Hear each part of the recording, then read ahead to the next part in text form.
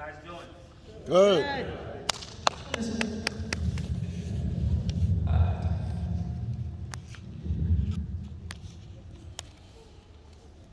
My name is Caesar. Most of you guys know me as Flippin' and Jay. I am a real estate investor. I've been in real estate now for about 15 years. I first started in New Jersey, Patterson, New Jersey. That's the market that I do. That's the market that I started investing in.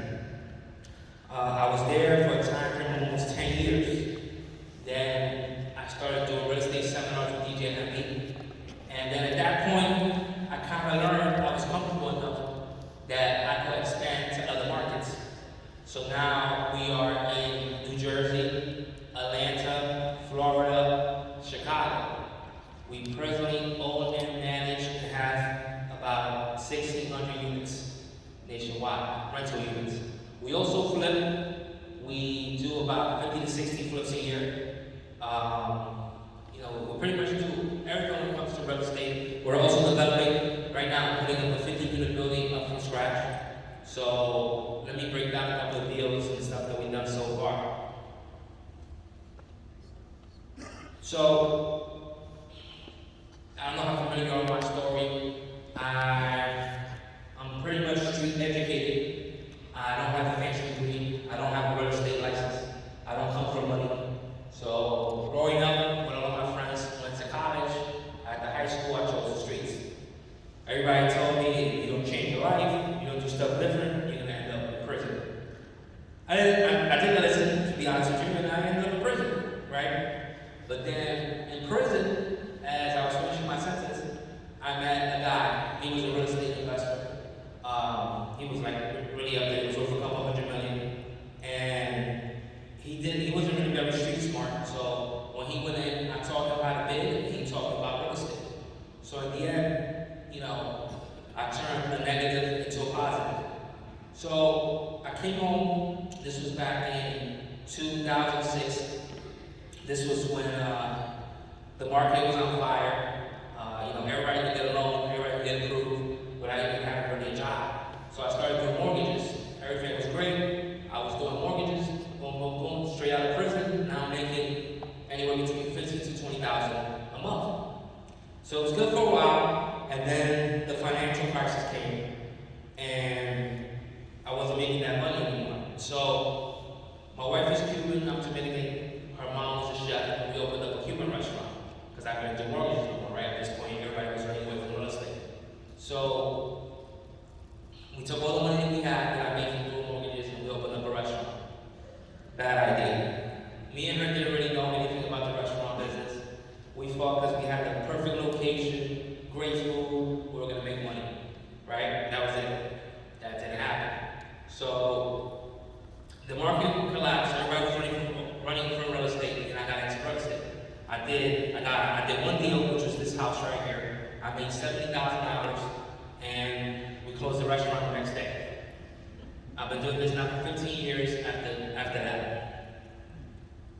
So what was a good memory of the restaurant? Like, you always talk about, like, he regrets it, but he has great memories there. Like, our daughter grew up there. Like, something nice about the restaurant. the best part about the restaurant was that you could eat whatever you want. So pretty much whatever I was in the mood for that day, they would make it for me. That was pretty good. FYI, Caesar was the delivery driver. Yep. And between lunch hours, where the soap operas were on, he didn't do deliveries.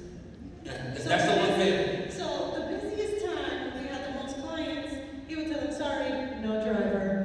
Yeah, so that's one thing I learned in the restaurant how to get. I started watching Spanish novelas. So you try to get a delivery between that time, I'll be too busy watching soap operas. So maybe that's why the restaurant didn't work. I don't know. Maybe it's my fault watching soap operas. So after that first deal, I take this money, right? I'm self-educated at this point. The guy that I made in prison is still in jail. So I buy this property, right? I got this property in Patterson, New Jersey. It's a 3-family property. I got it for $20,000, right? Which is nothing, right? So I get this property, and it didn't need that much work, about $15K. The problem is when I bought this property was in the flood zone, right? Again,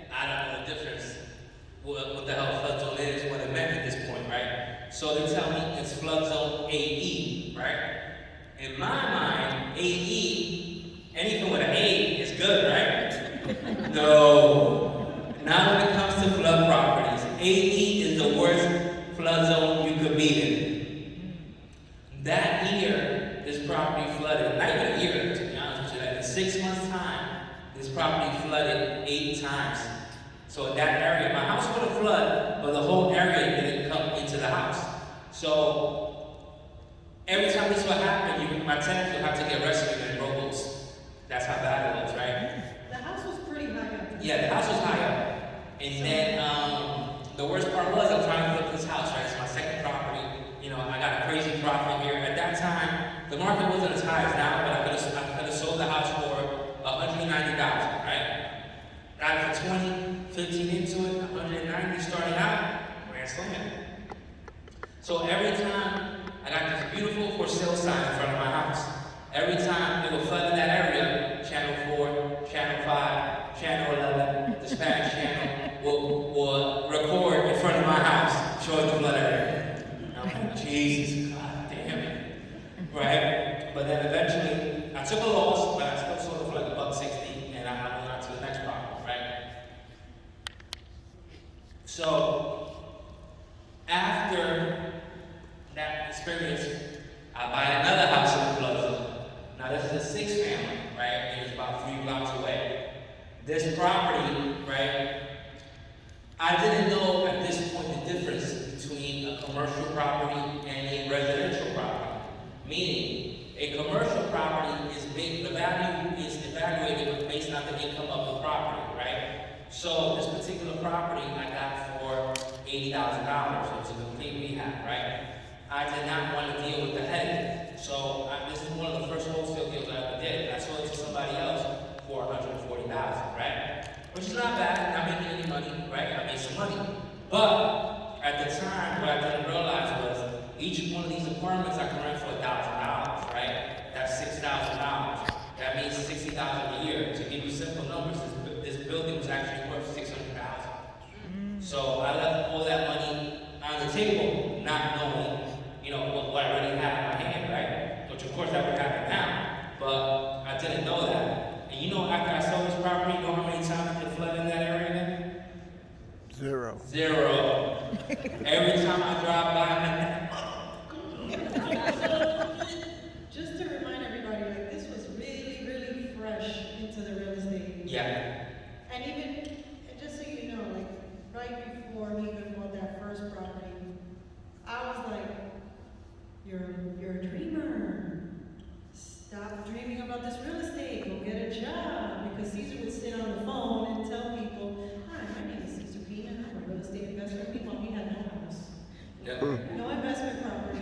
But he was just trying to get in somewhere with somebody because it was really hard to get deals like this at the time. This wasn't like now where you could just, hey, hit up the realtor, buy the house, cash, whatever. It wasn't like that. It was very exclusive, and it was very competitive too. Just so you guys know, even after I had that 70K in my pocket, it took me almost another year just to get another deal. So there is no such thing as overnight success. It doesn't exist. You know, you gotta put time in. And you know, then eventually I just found a way and I put a system together, right? Because everything in life is based on systems, right? And you know, now I close deals with my system. But it wasn't like that at the beginning. I remember there was one house we had a contract on with a short sale. How long did it take? Like the longest short sale you ever did? 4 years. So imagine waiting 4 years to close on one property. And then finally you get the call from the bank. The bank approved your deal. When do you want to close? Yeah. Or we're closing next week, your deal's approved. Because the one thing that I understand in real estate, one deal is not going to get you rich, right? If you see it, you go on the contract for a deal now, you're going to make 100,000, right? 50,000. You're like, oh my God, I'm going to make 50, 100. That is shit. In this country right now, money is not respected. Money has no value. So one deal is not going to get you rich. Whenever I sign one deal, I'm already signing another 50 deals in case something happens with that one deal. Because sometimes that deal might not go through. Something might happen. The soil's contaminated. The seller now wants more money because somebody told him that he could get more money. Anything could happen. The house doesn't appraise. You you don't qualify. So you always got to think about down the road, getting as many deals as possible. So now, this is an example of a single family flip, right? I get a lot of my properties when it comes to flips from auction.com, Hubzu, Zone, XOME,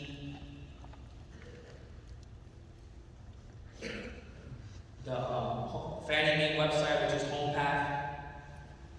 Yeah, be careful, because some of them have like the HUD homes. It'll be like HUD home. I think the real one is like a HUD home store.gov. And then the other fake ones they have HUD homes, they charge us for a subscription. That's the fake one. You want to make sure that you're on the right site, which isn't it HUD home store? Yeah, so all these sites are free, so you don't have to. Yeah, so if you see one that charges, that's not the right one. I bought this property from Hubzu. It's a one-family in Prospect Park, New Jersey. It was old. The people that lived over there forever. When I mean Hubzu, auction.com, Zone, these are bank-owned properties that they have already foreclosed on, and these sites auction these properties off.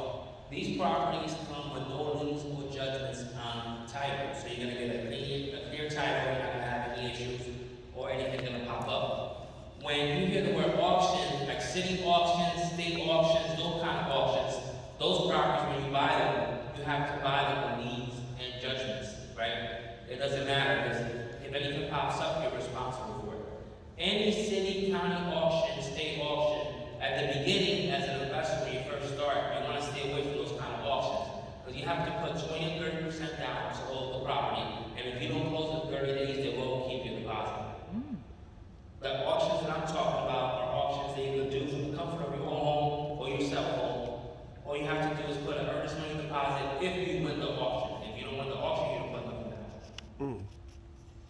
So this particular property, we purchased this property for, I think it was 120 or something like that. I put about $60,000 into this property. We did all the bathrooms over, kitchens over. So if you look at this bathroom, right, this is actually a closet. So when we did the comps, we realized that a 3-1, the difference between a 3-1 and a 3-2 was huge. Meaning, by adding that other bathroom and just putting up this bathroom that we only spent $8,000 on this particular bathroom, it would add a value of almost $30,000. So it was worth it. You can see the numbers when I bought the house. I bought this property with a hard money loan. Hard money loan is a good tool to use. The interest rate is a little higher, but if you buy right, it doesn't really affect you, right? Because you're talking about smaller numbers, right? So right now, in this market, a hard money lender will usually give you 90% loan to value, meaning if the property is $100,000, they'll give you $90,000, you gotta put $10,000 down. And they will give you 100% of the rehab. These kind of loans are good for rehab properties. In the loan space, when it comes to rehabbing properties, you do not have a lot of options. Your only 2 options are, three actually. You buy the property in cash, use your own money to fix it. Get a hard money loan or an FHA 203K loan. Banks do not finance when it comes to rehabbing properties. Does anybody here know what a hard money loan is? A few people. Who have never heard of a hard money loan? So a hard money loan, to put it in a simple way, is like a pawn shop. Would you say pawn shop? Or a loan Pawn shop or the Italian guy in the back of the pizzeria? Yeah, like a loan Which one? shark, a pawn shop. This guy, it's just like cash. Yep. And this person is actually loaning you real cash. But they own the rights to the house. Yep. So So in essence, it is a mortgage, right? They're gonna have first lien on this property. It's just a faster process, right? So let's say if you do a FHA 203K loan to rehab a property, that might take you 3 months to close. A hard money loan will close in 2 to 3 weeks. When the deal says cash only, you can still get a hard money loan. A hard money loan is as good as cash. Now, what are the advantages of using a hard money loan when you first started? All right, let's say you don't have taxes, you don't have a tax return. A hard money loan is not, a hard money lender gonna go off of the equity in the property. So if a property is worth 300,000 and you're buying it for 300,000, a hard money lender is not gonna do that deal, right? Because there's no meat on the bone. If the property is worth 300,000 and you're buying the property for 210, a hard money lender will do that deal. You do not use a hard money loan when it comes to retail properties, right? The other thing with a hard money lender is going to go under your LLC. It's not going to appear your personal credit, and you can do as many deals as possible. A hard money lender will probably give you the loan if you have a credit score of 580 or 620, if the deal makes sense. It's not based on conventional guidelines. So a hard money lender is more of a relationship business. The more deals you do with him, the more loans you pay off, the more he'll work with you and give you better interest, better financing, right? So it's more of a personal relationship. Also, when you're dealing with a hard money lender, or you're going to be speaking to several of them, you kind of have to tell them why they should lend you the money. It's almost like you're almost trying to get a job.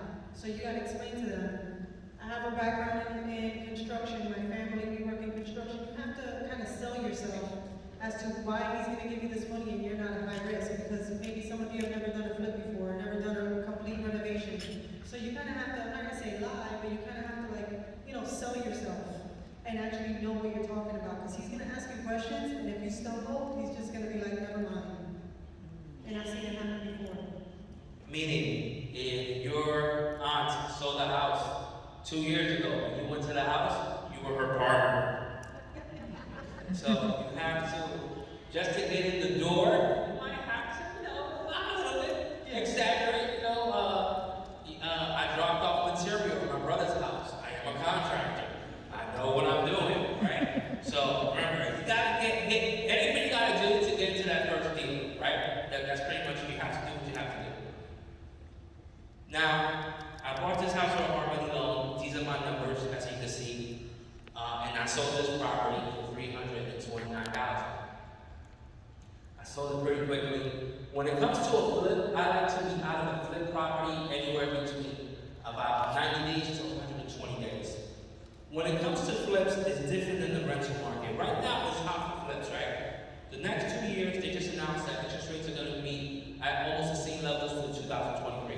So what does that mean? That means there's going to be a lot of flipping, there's no inventory, and everybody wants to buy, and there's no houses. So right now is the perfect time to flip a property, right? But if you go into a flip, let's say at the end of this year, and you take a year to flip that house, by then the market might not be the same. By then the market might have changed, and now you're not going to make the same profit that you're going to make. So when it comes to flipping properties, you want to be out there anywhere between 3 to 4 months. Right? That's the system that I use.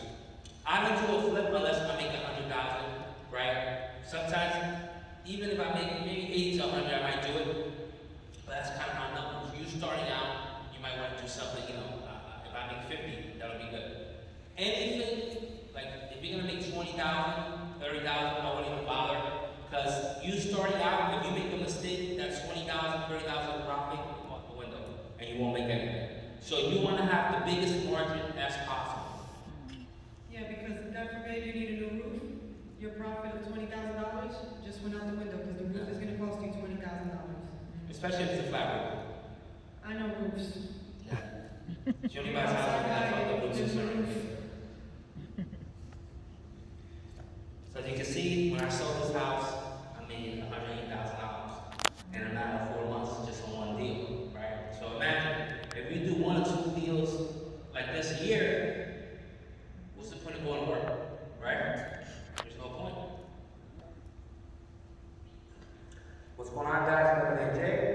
Today I am going to walk through one of our properties that we just won on the auction site about a week ago. This from auction.com. This particular property is a 2-family in Jersey. We'll probably be able to finish the attic. Purchase price on this is $190,000. Rehab is pretty light. The house is not in horrible condition, besides the 2 bathrooms that were really destroyed, and the current tenants, which are not supposed to be here, have decided to use the whole house as a bathroom, which is, it's the most delicious thing. But whatever, I'm here to serve the people, right, and teach you guys. So I'm taking like a champ right now, and I'm trying to breathe. trying to bring as much as I can. This particular project, we probably get it done in about a month. ARP in this area right now, the market is on fire. So it's crazy because back in the day, years ago, I bought the house next door for $70,000. I bought the other one next door for $20,000. And now here I am, paying $190 for this house. So it shows you have to adapt to the different markets. The market, when it comes to real estate, always changes. You have to adapt to the market. Yeah, I'm paying more, but now the values are higher, so I'm still making a profit. And that's the most important thing, is making a profit. A lot of times people are like, oh, where do you find deals? You can't find deals.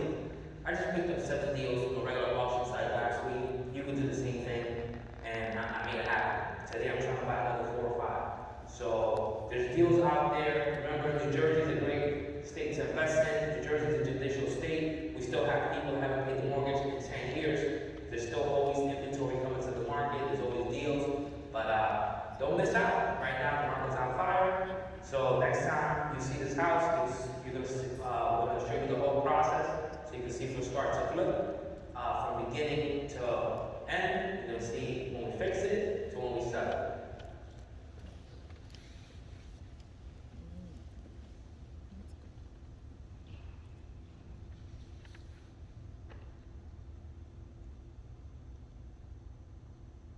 You can see there the repairs are very simple: floors, cabinets, basic backsplash, nothing custom. When you get into these houses, you really don't want to go over the top.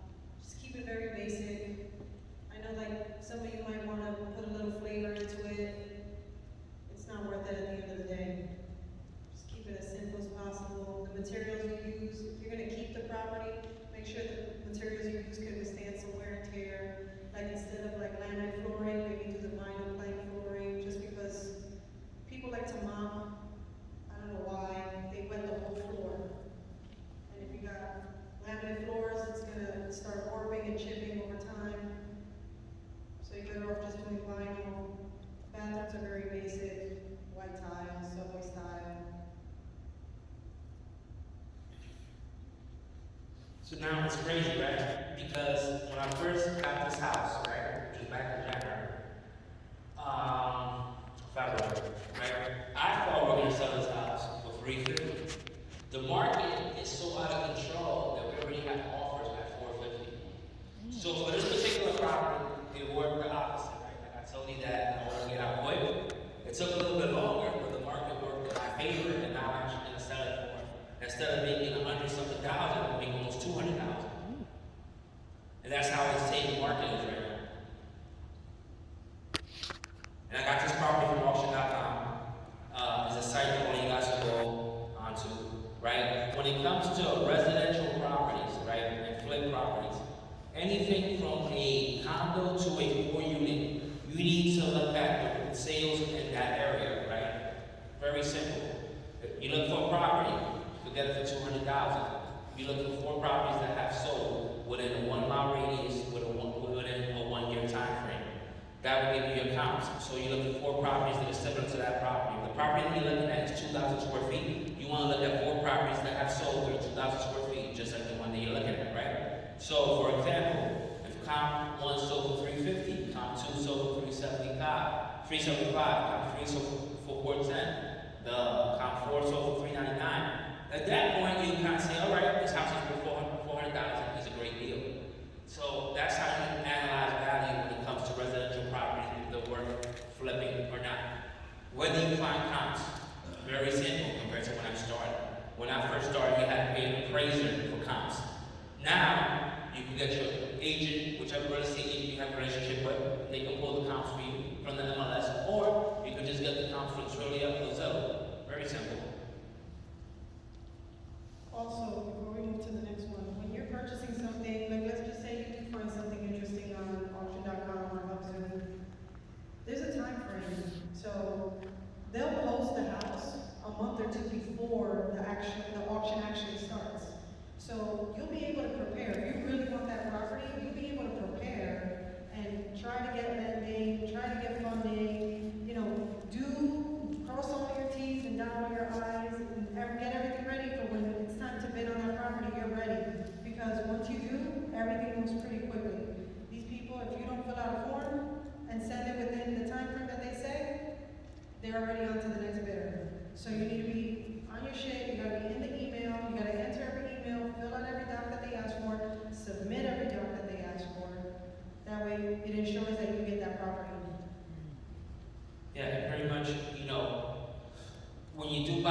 property from one of those sites, don't be nervous because you are going to use an attorney, you are going to run title, it's going to be like a regular deal. So you are going to be protected. You know, on some of these deals, what happens if you can't look up inside the property, right? And you're like, shit, man, on the property I can't see. If there's somebody there, I usually go, I send one of my guys, sit there and work for an insurance company, give somebody $50 or $100 so I can look at the property, right? Whatever it takes me to look at the deal. I close deals without looking at the properties at this point, right? You guys, of course, you're starting out, but sometimes, in my experience, right, when it comes to properties that are occupied, they're usually in better shape than properties that are not occupied, right? Now, when it comes to deals, to properties that you want to buy, right? You want to buy properties under market value, right? So we can sell it for more, or we can refinance and take the money out as a rental property. I look for properties that are fucked up. That's my specialty. I want the properties that I walk into a property and I fucking triple her body. I don't care. They're selling drugs out there. I love it. 10 squatters, 15 squatters, I want it, right? Because those are the properties that you're gonna make the most profit of. So there's a property in Patterson, New Jersey. The name of this property is I Lost My Code in New Patterson. Now you know why. Now, most people wouldn't go into this property, right? Or they'll walk in and they'll get the hell out of it. First of all, I wasn't there. I've seen some crazy shit. He opened the door and the smell came out into the street. And I said, I'm good. I'm gonna stay right here. He's like, you sure? And I go, I am sure. That was crazy.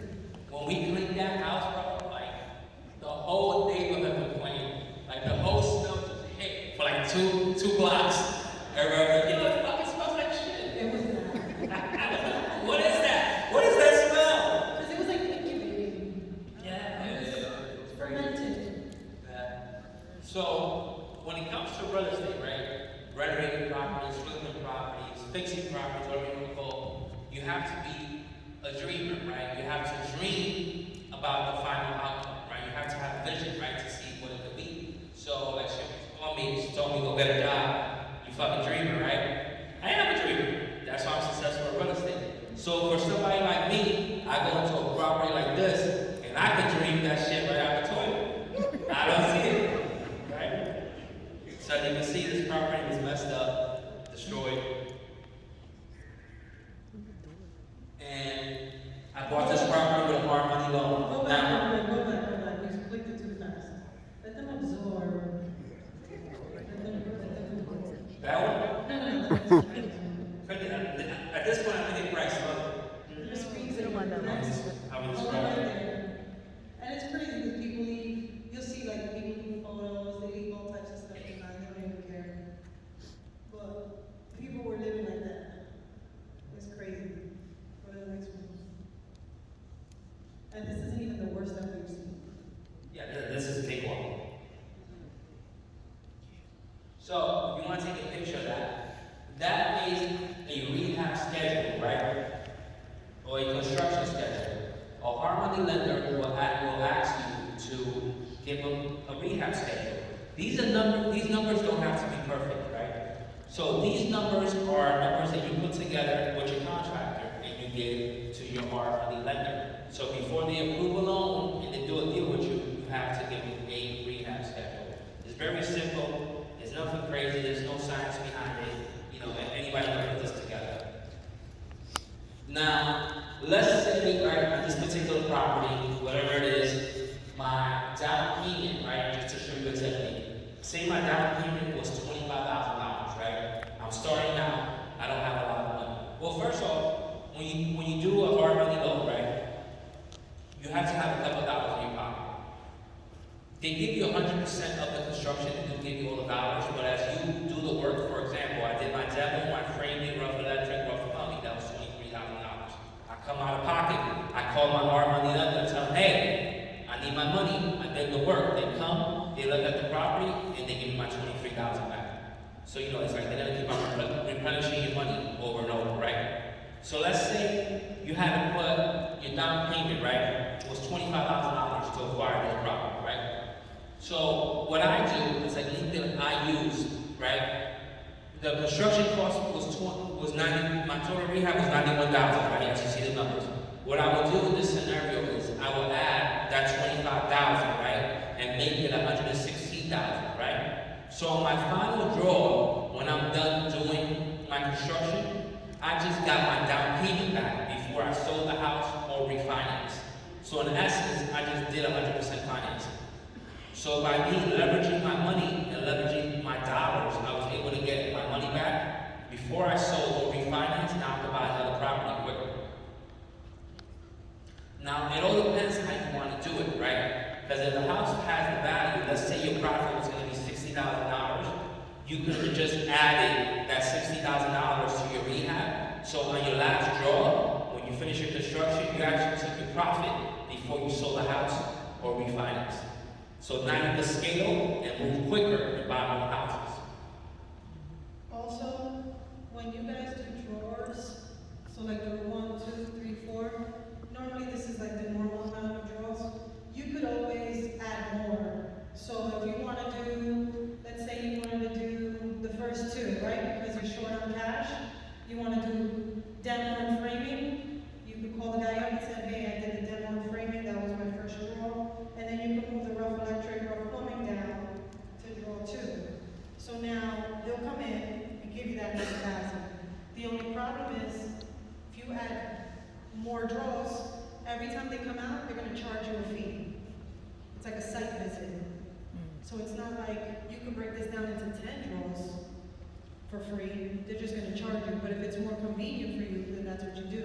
How much is the site visit? It's nothing crazy, it's like $500. You know, you can always add that in. It depends on which lender you deal with. Sometimes they'll take the site visits up front. As far as, depends on what farmer lender you use, they might put, right, because you have to pay the money back monthly. So sometimes they'll, if you're going to be out of the deal 6 months to a year, they might take all the money up front at the closing so you don't have to worry about the mortgage payments. Or they might charge you monthly. Again, it all depends on what lender you use.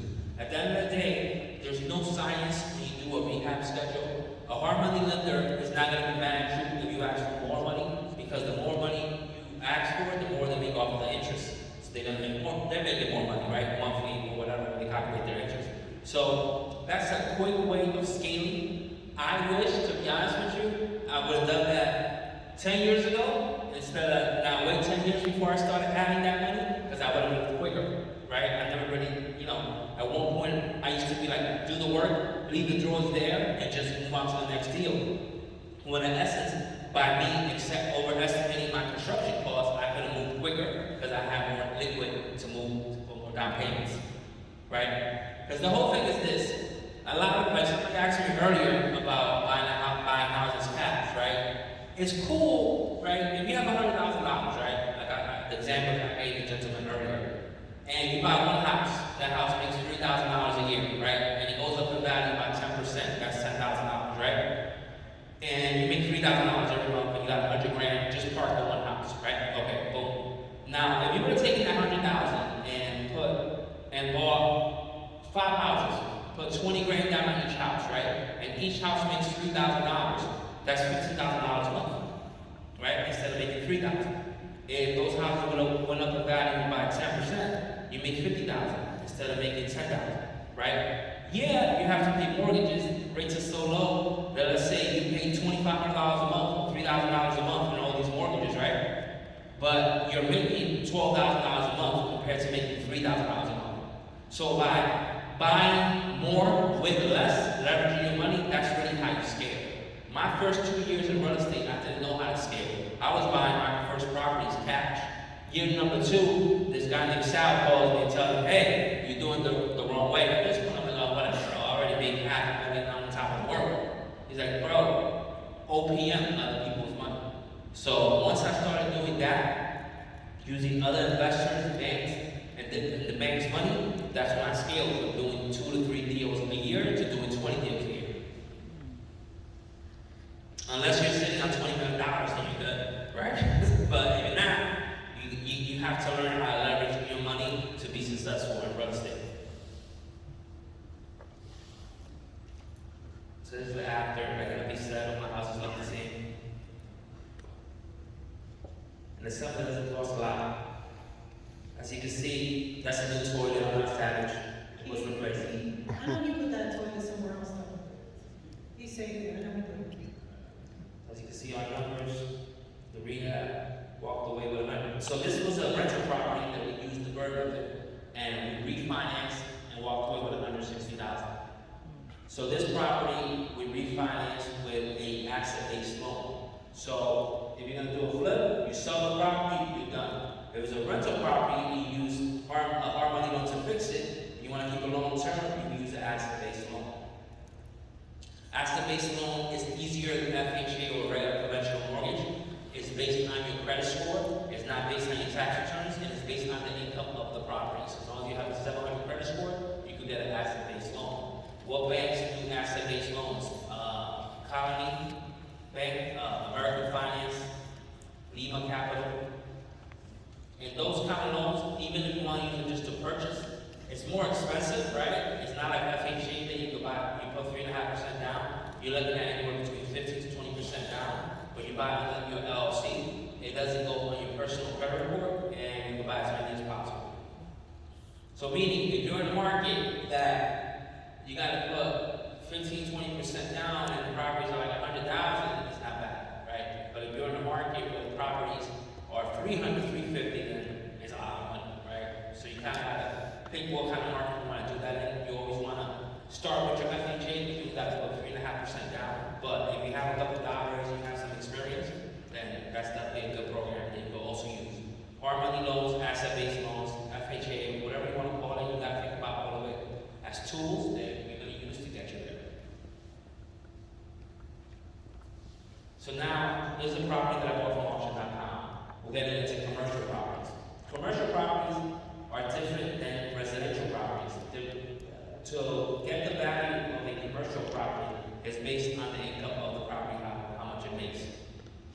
A lot of times we deal with these banks and they do these auctions and they sell these REO homes. They don't really check out the properties. They don't go and look at them to see what's really in there. This particular example, this was a two-family that I was buying in Patterson, New Jersey, right? I thought it was just a two-family, right? As you can see, it's messed up. It's really old. We renovated the whole thing. So what happened when I bought this property was the bank made a mistake, and instead of it being a two-family, it's actually a six-family, right? So I thought I was going to make under rate by about like $70,000, right? But again, like I said, it's a commercial property. Commercial properties are based on the income that the property generates. That's how you get the value. This particular property was bringing in $6,000, $7,000. So now my value on this property, when I go to refinance, this is a property that I'm keeping long term for cash, right? That's what I bought the property for. You can see my numbers.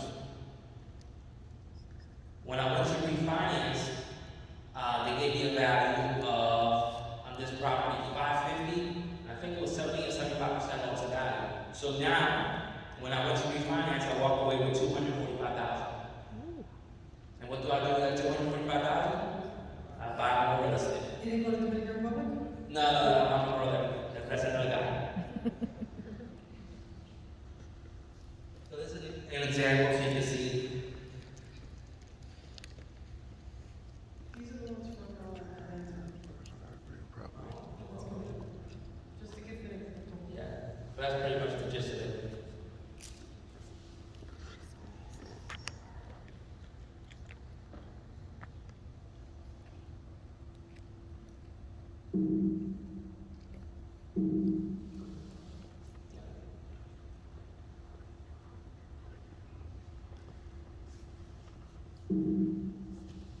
Stop pressing in it.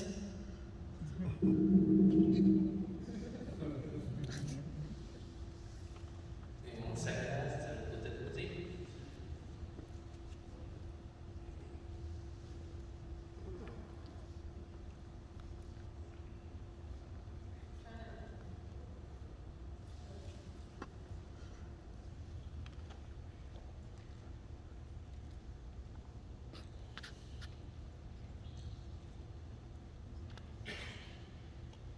This was some examples of properties in Atlanta.